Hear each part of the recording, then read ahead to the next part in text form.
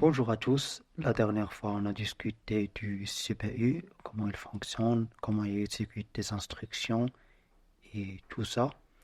Et comme peut-être que vous avez le remarqué, que lorsque j'ai parlé de CPU, il m'a nécessite de inclure avec lui la mémoire, que ce soit la ROM, la RAM. Donc, un CPU sans mémoire, c'est rien du tout. Et aussi, bien sûr, les CPU sans les ports d'entrée et sortie va être vraiment inutile. Donc, tout simplement, la mémoire est importante pour le CPU. Mais aussi, on va le rencontrer que la mémoire elle-même est un goulot d'étranglement pour le CPU. C'est exactement comme votre femme. En tant qu'un homme, vous l'avez besoin pour prospérer, mais en même temps, c'est elle qui parfois vous empêche à prospérer lorsque vous réalisez vraiment votre propre potentiel. Donc, ça, c'est bien sûr, c'est trop subjectif et philosophique. Revenons à notre cas. Donc, comme je l'ai dit, le CPU, pour qu'il sera utile, nécessite une mémoire et des ports d'entrée et sortie pour interagir avec le monde, pour qu'il puisse prendre des données, les traiter et après les sortir. Donc, c'est ça, c'est le résumé de tous les systèmes embarqués et tous les systèmes informatiques en général. Donc, aujourd'hui, on va traiter cette partie du mémoire. On a besoin de deux types de mémoire. On a besoin d'une mémoire qui est RAM et une mémoire ROM. Comme les humains, on a besoin de stocker les informations temporairement et bien sûr, il faut les stocker d'une façon permanente. Et c'est la même chose pour le CPU. Le CPU nécessite une mémoire dit Random Access Memory. Cette mémoire, il est volatile, ça veut dire on peut stocker temporairement notre donnée et sur le contexte, puisque le CPU se fonctionne avec l'électricité, donc il va stocker l'information tant que nous profitons d'électricité et on a aussi une mémoire ROM qui nous permet à stocker des informations, on peut dire, permanentes. Bien sûr, les informations vont être sous forme digitale, ça veut dire les 1 et les 0. Donc, c'est bien de dire ça parce que non, pas comme les humains, nous ne stockons pas des informations en tant qu'un 0, mais plutôt on a une telle sorte d'une mémoire qui est analogique. On peut dire analogique, on ne sait pas exactement de quel type notre mémoire est exactement. Une autre remarque philosophique, je pense vraiment que la digitalisation, c'est une forme de l'analogie, mais on va laisser ça dans un épisode de philosophie, pas pour maintenant. La RAM est utilisée pour le stockage temporaire des données et des instructions pendant l'exécution de programmes, et la mémoire ROM utilisée pour stocker le firmware, qui est le logiciel qui va interagir directement avec notre matériel, et le code de démarrage qui est le startup code qui nous permettra à donner à notre CPU les premières instructions à exécuter et bien sûr autres données permanentes selon notre application. Le premier type de mémoire, ou le type de mémoire du RAM, c'est le SRAM. La RAM statique est basée sur les transistors. Ça veut dire qu'on utilise les transistors pour stocker l'information, les 1 et les 0. Le principe pour comprendre comment cela fonctionne, c'est vraiment simple. Ici, on a une ligne d'écriture et on a deux lignes de lecture, une opposée à l'autre. On va savoir pourquoi.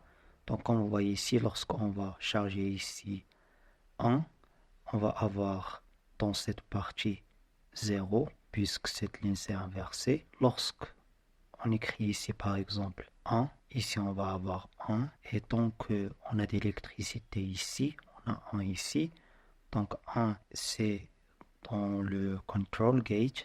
Donc il va laisser ici le courant passe. Et lorsque le courant passe, ça veut dire qu'on va avoir ici 1. Et ça, c'est un port qui va inverser 1 vers 0, puisque c'est un port non. Et ici, on va avoir 0, 0. Et bien sûr, 0 et 0 va rien changer. Et lorsqu'on revient, on va avoir, et on va inverser notre 0, il va avoir 1. Donc lorsqu'on lit cette valeur, on va toujours avoir le 1. Par exemple, on fait ici 0. Lorsqu'on fait ici 0, simplement, on va avoir 0, 0. On inverse, c'est 1. Ici, on va avoir 1. Donc, la ligne inverse du lecture va avoir 1. Et ici, on va revient à notre 0. Et c'est basiquement ça, comment notre RAM statique stocke un bit d'information. Et bien sûr, lorsqu'on veut stocker beaucoup plus qu'un bit, donc il faut collecter ça d'une forme de matrice, de cette façon par exemple.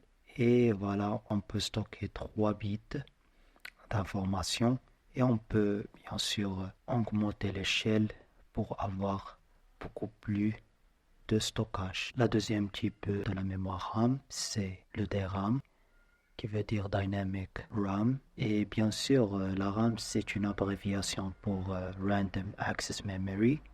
Ça veut dire qu'on peut accéder à la mémoire d'une façon qui est aléatoire. Et qui accède à la mémoire, bien sûr, c'est notre CPU. La DRAM utilise des condensateurs pour stocker chaque bit. Voici le schéma. Ici, on a un transistor qui est un MOSFET et une capacité. Bien sûr, le choix de MOSFET, grâce à ses propriétés qui ne nous permettent pas de dépenser beaucoup d'énergie, non comme le bijonction, mais le principe de transistor reste le même. Ça veut dire ici, on a write line, c'est la ligne où on peut écrire, et cette ligne va nous permettre à lire. Donc, lorsqu'on veut écrire quelque chose, bien sûr, on va avoir ça en tant qu'un 1, et cet 1 va permettre à stocker dans cette capacité. Et le 1, bien sûr, la capacité va se charger, mais au bout de temps, il va se décharger, donc il fallait le rafraîchir à chaque fois. Et c'est l'un des inconvénients de la DRAM, puisqu'il nécessite un circuit de rafraîchissement, non pas comme le static RAM, qui ne nécessite pas de choses. Donc, lors de l'existence de ce type de RAM, bien sûr, un élément de comparaison va apparaître.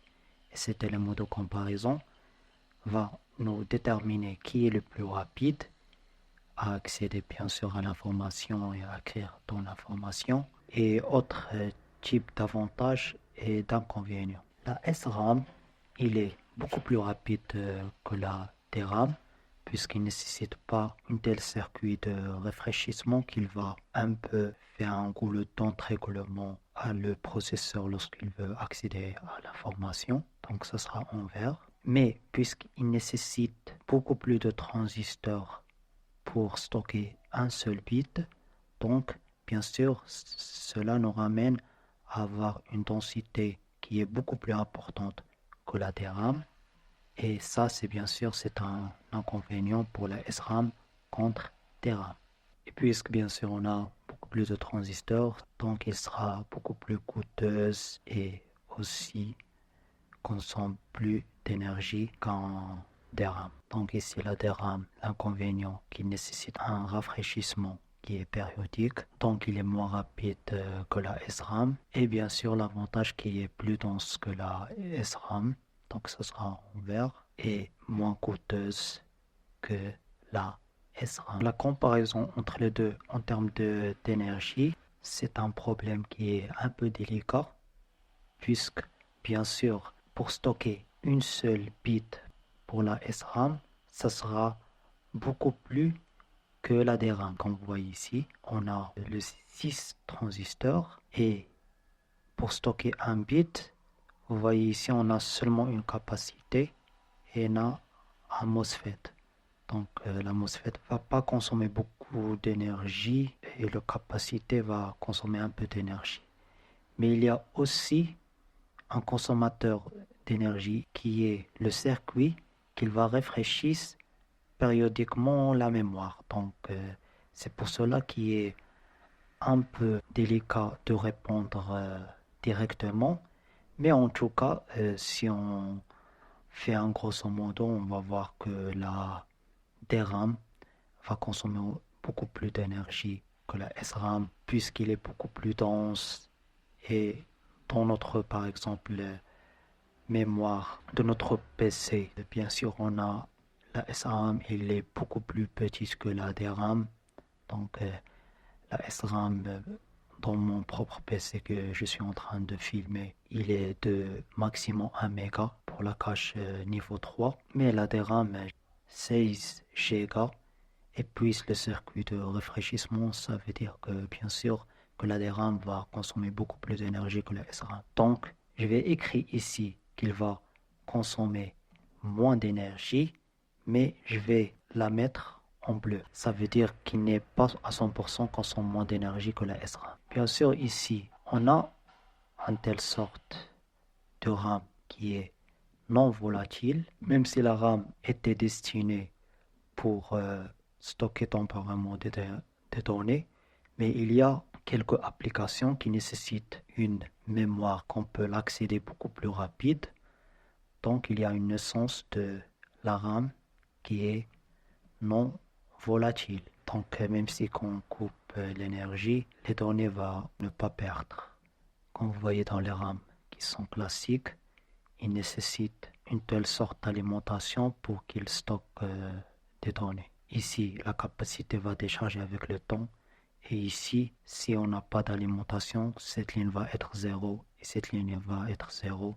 Et bien sûr, on a perdu de la mémoire dans ce cas, qui est le 1 et le 0. Il va être seulement un 0. Donc, je vais faire une telle sorte de séparation entre le volatile et le non volatile. Je vais la mettre non. Ici, on va avoir une flèche qui va vers territoire de non volatile. Voilà, de cette façon. La NVRAM est une combinaison entre les avantages de la mémoire qui est volatile, qui est la question de rapidité, et la mémoire qui est non volatile grâce à sa non-volatilité. Et la non-volatilité, ça veut dire qu'on ne va pas perdre la mémoire lorsqu'on coupe l'alimentation à cette composante. La SRAM utilise les transistors pour stocker l'information. Bien sûr, quand on dit le transistor, ça veut dire qu'on a aussi des ports qui sont logiques.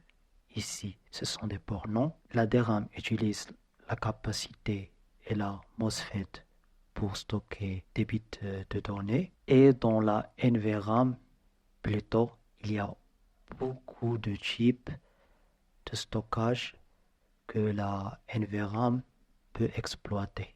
Bien sûr, puisque nous sommes dans un domaine qui est d'électricité, bien sûr, on va utiliser les propriétés électromagnétiques pour l'exploiter à notre propre besoin.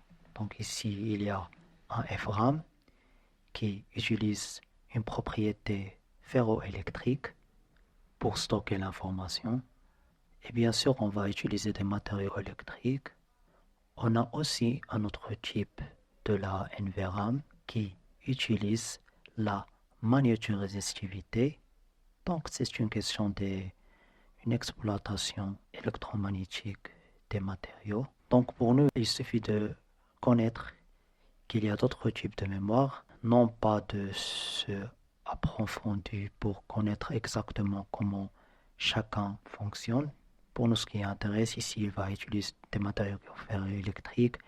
Ici, il va utiliser une propriété de matériau qui est la magnétorésistivité. La PRAM va utiliser des matériaux à changement de phase. Et finalement, on peut utiliser des matériaux résistifs pour stocker notre donnée. Ici, on va regrouper tout ça autant qu'une NVRAM.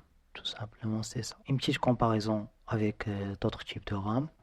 Bien sûr, ici, l'un des supports avantages qu'il va consommer beaucoup plus moins d'énergie et ça sera en vert puisque il ne nécessite pas un circuit de rafraîchissement et utilise uniquement des matériaux. C'est pour cela qu'il va consommer beaucoup plus moins d'énergie que la SRAM et la DRAM. En termes de densité, ça dépend du type de technologie exploitée pour créer un NVRAM. En termes de coût, il est beaucoup plus coûteuse que tous les RAM puisqu'on utilise des technologies qui ne sont pas beaucoup plus maturées, donc moins manufacturées.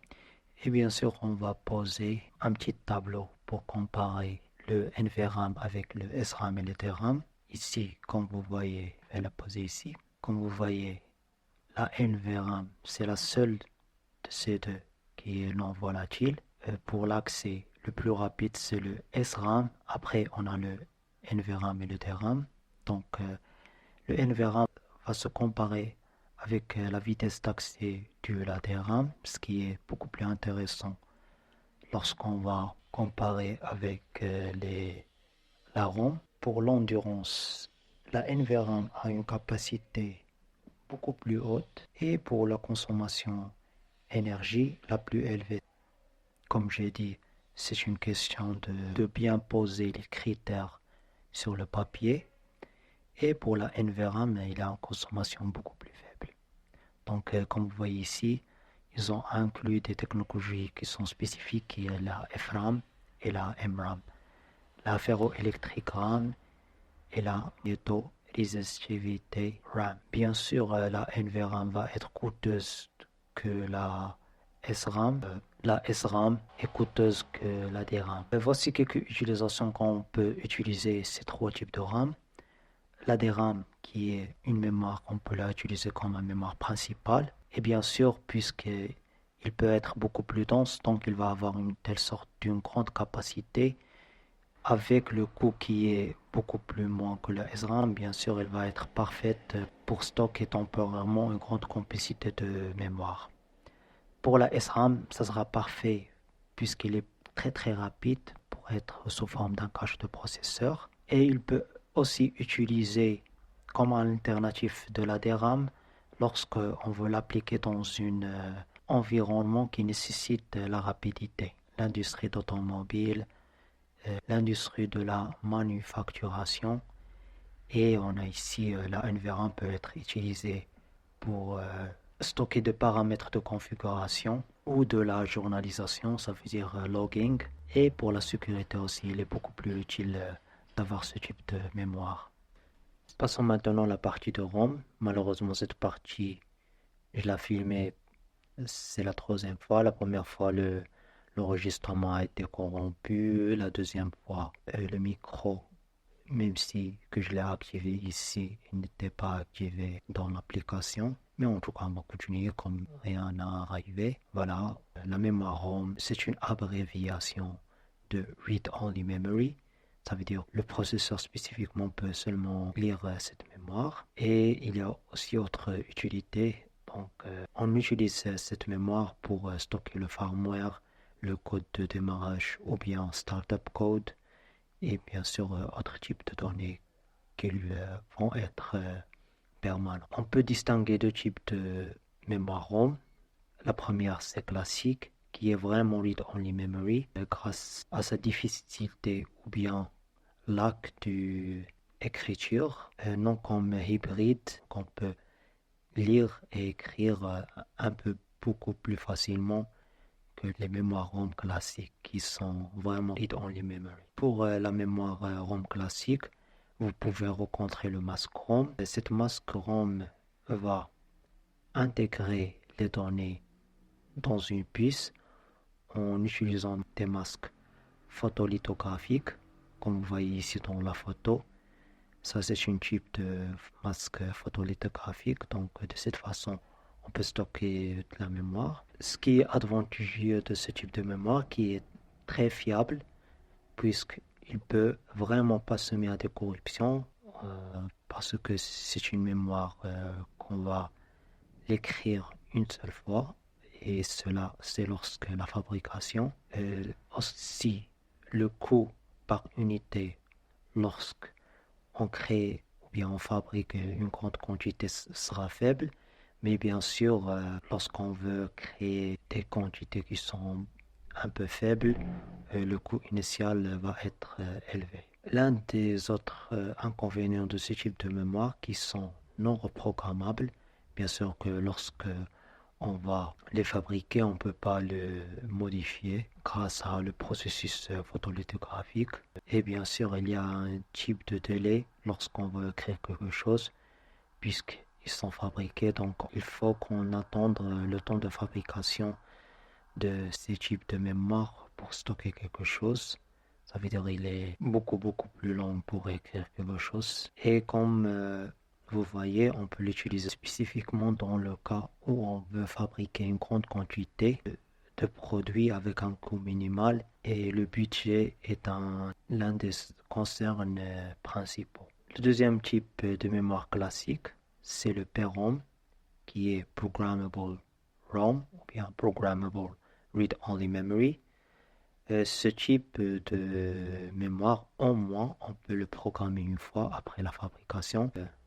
Donc ça, c'est l'un des avantages que le masque ROM. Donc on peut le programmer après la fabrication. Mais bien sûr, l'un des inconvénients qui sont beaucoup plus coûteux par unité lorsqu'on crée une grande quantité en comparaison avec le masque ROM. Et l'autre inconvénient de ce type de mémoire, c'est qu'il est non réinscriptible. Et on parle ici inscrire, reinscrire les données dans notre mémoire. Ça veut dire une fois qu'il est programmé, on ne peut pas le reprogrammer encore.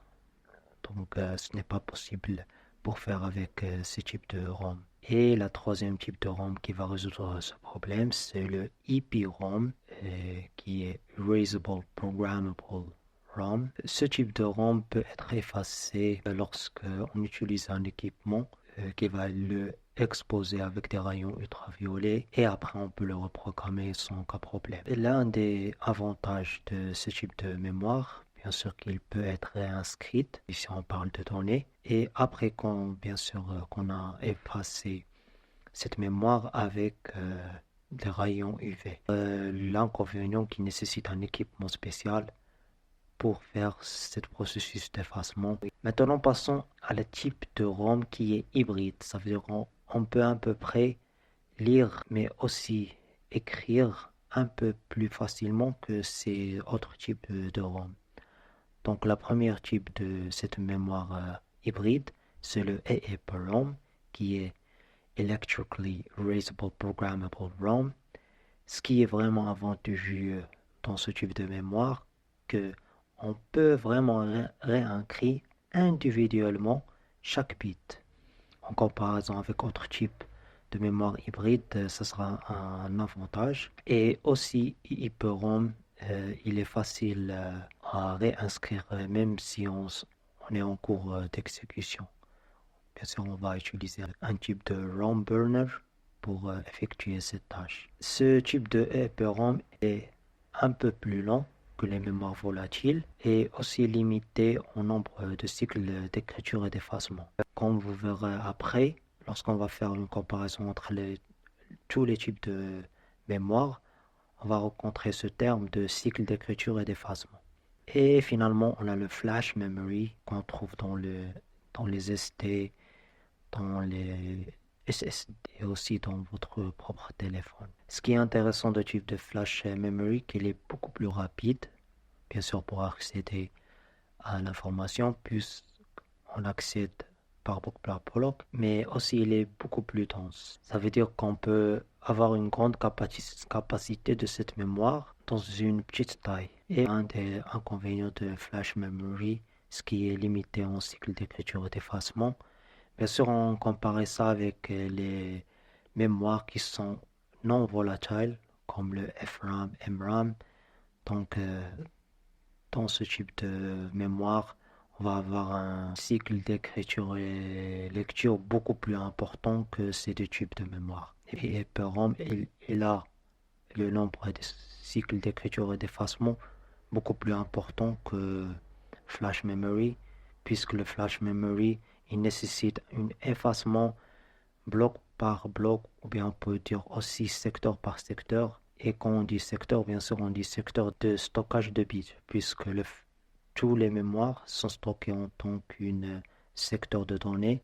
Cela va être un inconvénient pour le flash memory. Maintenant, j'ai inclus ici un tableau qui nous permettra à comparer tous les types de mémoire. Vous pouvez prendre un capture d'écran sans aucun problème. Donc, la première paramètre qu'on peut comparer entre tous les types de mémoire que j'ai montré, c'est la question de la volatilité. Bien sûr, cela veut dire que lorsqu'on veut stocker de mémoire, est-ce qu'il nécessite une alimentation ou pas? Bien sûr, le SRAM et le DRAM, lorsque on a coupé l'alimentation, on va perdre toutes nos données. Donc, il est volatile, mais pour les autres, ils sont non volatiles, qui est bien. Bien sûr, la non-volatilité, c'est le cas idéal. Est-ce qu'on peut l'écrire à l'intérieur de cette mémoire? Pour les SRAM, DRAM, on peut facilement écrire à l'intérieur. Le mask DRAM, le PRAM, comme discuté avant, c'est un peu beaucoup plus difficile d'écrire. Mask DRAM, c'est impossible. Le PRAM, on peut écrire une fois après la fabrication. Le IPRAM, bien sûr, on peut écrire et l'effacer en utilisant des rayons UV. Le Electrical Programmable ROM, on peut utiliser des ROM burners. Le flash, le NVRAM, cite aucune procédure pour écrire à l'intérieur. Erase size, ça veut dire la taille d'effacement. Donc pour le SRAM, DRAM, c'est illimité. Donc vous pouvez accéder à un bit, ou bien un peu beaucoup plus difficile.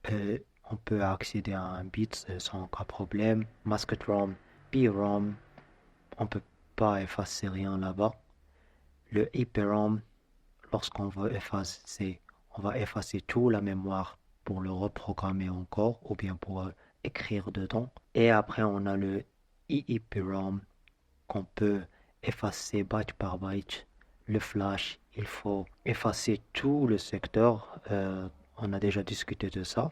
Et le NVRAM, on va effacer byte par byte, ce qui est intéressant. Maintenant, passons pour les cycles maximum d'effacement. Pour les SRAM DRAM, c'est illimité, idéal pour une mémoire de travail. Mask DRAM, PROM, ils n'ont pas cette capacité d'effacement.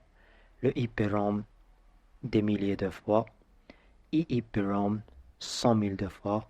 Bien sûr, il est endurant. Le flash est moins que le EEPROM.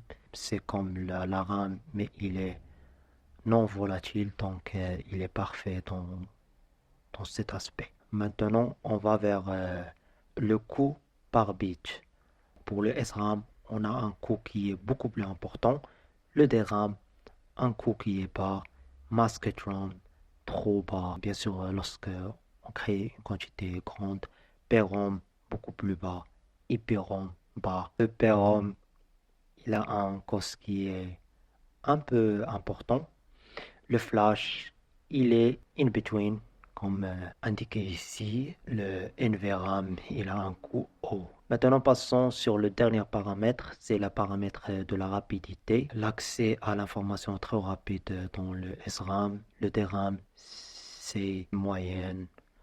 Le mask DRAM, c'est c'est rapide pour accéder à ce type de mémoire. Le PROM, c'est rapide. Le EPROM, il est aussi rapide. Maintenant, lorsqu'on va comparer l'écriture et lecture dans le EEPROM et le flash, on voit que tous les deux ont une capacité rapide lors de lecture, mais beaucoup plus lente lors de l'écriture. Ça ne concerne pas puisqu'il est destiné pour être read-only memory.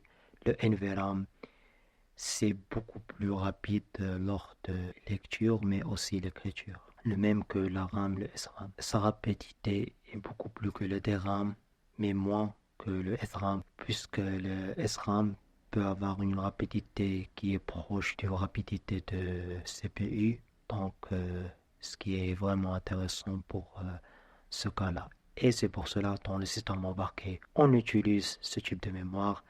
Mais comme vous savez, l'un des critères ou bien des exigences du système embarqué que le coût va être bas. Donc, même si quand on utilise le SRAM, sa capacité va être un peu plus bas. Et ce qui nous ramène à nous, les ingénieurs des logiciels embarqués, il faut bien considérer de gérer de la mémoire. Ça veut dire qu'il faut allouer et libérer. Bien sûr, allouer de la mémoire, c'est explicite soi-même, mais pour libérer, bien sûr, pour avoir beaucoup plus d'espace lorsqu'on a terminé d'une telle variable, etc. Bien sûr, il faut bien aussi comprendre la différence entre utiliser le stack et le heap, puisque on a une quantité qui est beaucoup plus limitée de mémoire. Il faut bien considérer ça. Donc, le stack est utilisé pour la variable locale et les appels de fonctions. Et cela, c'est brièvement son utilité. Et le heap est utilisé pour allocater dynamiquement de mémoire. Lorsqu'on va utiliser ce type de mémoire, on va considérer un telle chose et bien sûr nous sommes aussi considérés à optimiser de la mémoire. Gérer, c'est même que l'optimisation, mais l'optimisation, ça veut dire qu'on va être conscient du processus de la compilation et beaucoup plus de choses et surtout la réduction de l'utilisation de mémoire. Par exemple, on peut utiliser des structures de données qui sont beaucoup plus efficaces, comme par exemple Union. Une autre chose qu'il faut bien considérer, c'est la gestion des fuites de mémoire. Qu'est-ce que cela veut dire? Il faut assurer que toute la mémoire allouée, bien sûr lorsqu'on va allouer de la mémoire, est correctement libérée, bien sûr en utilisant, bien sûr en utilisant cette fonction de flux pour éviter les fuites de mémoire. Et cela bien sûr lorsqu'on parle de partie de heap, puisque c'est elle où nous sommes consacrés à alloquer dynamiquement dans la mémoire. On peut aussi optimiser de mémoire en utilisant de poules de mémoire pour éviter les fragmentations et cela veut dire qu'il faut allouer des blocs de mémoire fixes pour des objets de taille similaire pour réduire la fragmentation. Bien sûr qu'on va voir qu'est-ce que cela veut dire beaucoup plus dans la partie de C embarqué. Et l'une des choses que j'avais fait au début de juin, c'est l'écriture des articles. J'ai parlé de l'information avec une perspective qui est totalement différente. Pour être honnête, j'avais rencontré beaucoup de idées qui sont très intéressantes. Et aussi, j'ai parlé de la mémoire, mais beaucoup plus spécifiquement de la mémoire d'humain, puisque je suis constamment en train de comparer l'humain avec les systèmes informatiques qui se trouvent. Je vous donne la main pour les voir. Je vais le poster en bas dans la description. J'aime bien ces articles vous permettre à soulager de la technicalité et le mot technique, mais aussi améliorer votre propre perspective dans la technique, ce qui est vraiment intéressant. Vous pouvez le consulter en bas à la description et on se voit après, Inch'Allah.